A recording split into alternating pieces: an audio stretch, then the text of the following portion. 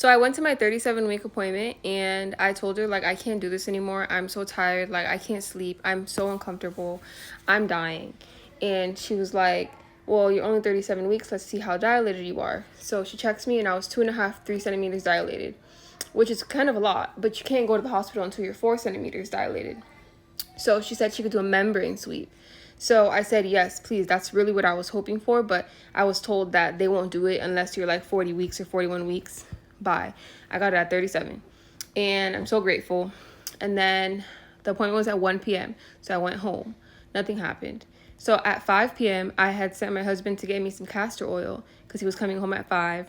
He brought me some castor oil. So around 5:30, I took 2 big tablespoons of castor oil. Nothing was happening. So around 7 p.m., I was like, I'm having this baby. I don't care, like, today. So I took 2 more spoons of castor oil. So whatever, at this point, I took 4 spoons of castor oil. And castor oil is a thing in my family. Like, my mom has done it, my aunties have done it, so I'm not scared of it. So then around 10 p.m., I started feeling contractions. 5 p.m., 2 spoons of castor oil. 7 p.m., 2 spoons of castor oil. 10 p.m., I'm starting to get contractions, but they're not painful. I had not packed my hospital bag yet. Mind you, this is baby number 3. So I'm over here trying to rush, trying to pack and stuff. I'm trying to get ready. My hair is not done. So I start bouncing on my bouncy ball after I did my bag. And I start flat ironing my hair and stuff. And then around 12:45 in the morning, my water broke. This is the first time that my water has ever broke. I was so grateful because I never got to experience like my water actually breaking. And surprisingly, like, I was not in pain. I was not in pain at all.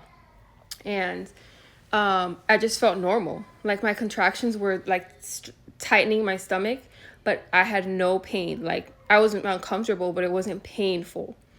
So then I woke up my husband. I called him because I was in the living room doing my hair, bouncing on the ball. 12:45 in the morning, I call him and I say, hey, my water broke, so we have to go.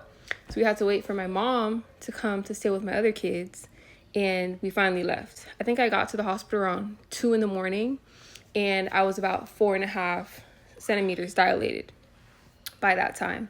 So they let me stay in the hospital, and then I asked for the epidural.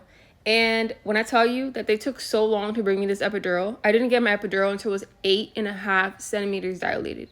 8.5 centimeters dilated. When I tell you I was dying, so I didn't have pain from 12:45 in the morning when my water broke until 2 in the morning when I got there.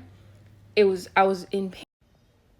So I'm in pain, waiting for my epidural. Where's my epidural? Finally, they bring it at 8.5 freaking centimeters dilated. Okay, I could have had the baby freaking normal with nothing. Anyways, they finally put the epidural in, and for some reason they had to take it out and redo it because, like, my blood pressure had dropped. I don't know why. I was like, I don't care, do what you gotta do because I need my epidural.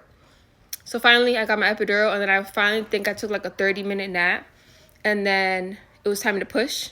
Around 6 in the morning I started pushing, or maybe 6:10, 6:15, and my daughter was born at 6:33 in the morning. I wasn't pushing long. I did tear. I did have to get stitches. I tear every single time I have to get stitches, and I really don't care. Like, y'all can stitch that shit back up because I don't mind. And yeah, then my daughter was born, and I have clips of almost every part of my story, so I'm gonna post it, but I didn't know if I should do a voiceover or whatever, but whatever. We'll see what I do.